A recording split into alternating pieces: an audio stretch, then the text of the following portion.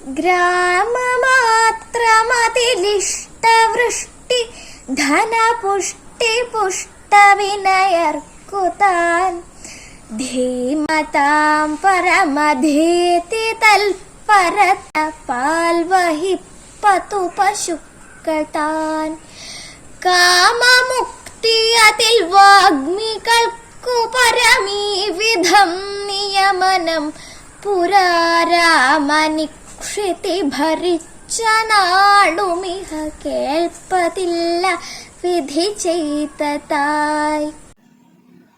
നീലകണ്ഠ ദീക്ഷിതരുടെ അന്യാപദേശ ശതകം, അതിൻ്റെ വിവർത്തനം കേരളവർമ്മ വലിയ കോയിത്തമ്പുരാൻ ചെയ്തതിൽ നിന്ന് എടുത്തിട്ടുള്ള ശ്ലോകം. ശ്ലോകം ഇവിടെ ചൊല്ലിയിട്ടുള്ളത് വടകര ഓർക്കാട്ടേരി സ്വദേശി 8ാം ക്ലാസ്സുകാരി ഗായത്രി. നീലകണ്ഠ ദീക്ഷിതർ 17ാം നൂറ്റാണ്ടിലാണ് ജീവിച്ചിരുന്നത്. തിരുമല നായ്ക്കൻ്റെ മന്ത്രിയായിരുന്നു. മധുര മീനാക്ഷി ക്ഷേത്രം നിർമ്മിച്ചതിലൊക്കെ വലിയ പങ്കുള്ള ആളാണ് നീലകണ്ഠ ദീക്ഷിതർ.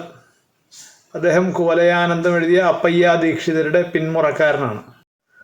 നീലകണ്ഠ ദീക്ഷിതരുടെ കൃതികൾ ഇപ്പോഴും തമിഴ്നാട്ടിൽ മദ്രാസിലുള്ള നീലകണ്ഠ ദീക്ഷിതർ ട്രസ്റ്റ് പ്രസിദ്ധീകരിക്കുന്നുണ്ട്. എന്നാൽ വിവർത്തനം ചെയ്ത കേരളവർമ്മ വലിയ കോയിത്തമ്പുരാൻ്റെ പുസ്തകം ഇപ്പോൾ ലഭ്യമല്ല.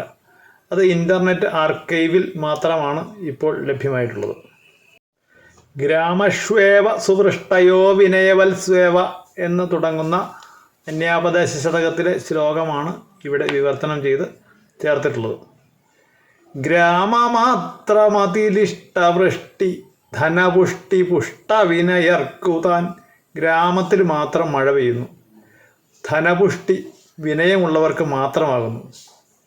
ധീമതാം പരമധീതി തൽപരത. ധീമാന്മാരായിട്ടുള്ളവർക്ക്, ബുദ്ധിമാന്മാരായിട്ടുള്ളവർക്ക് മാത്രം കലാശ്രമങ്ങളിൽ ആഗ്രഹം. പാൽ വഹിപ്പതു പശുക്കൾ താൻ. പശുക്കൾക്ക് മാത്രമാണ് പാല് കിട്ടുന്നുള്ളൂ, അല്ലെങ്കിൽ പശുക്കൾ മാത്രമാണ് പാൽ വഹിക്കുന്നുള്ളൂ. കാമമുക്തി അതിൽ വാഗ്മികൾക്ക് മാത്രമാണ് സംസാരത്തിൽ അല്ലെങ്കിൽ പ്രസംഗത്തിൽ താല്പര്യമുള്ളൂ.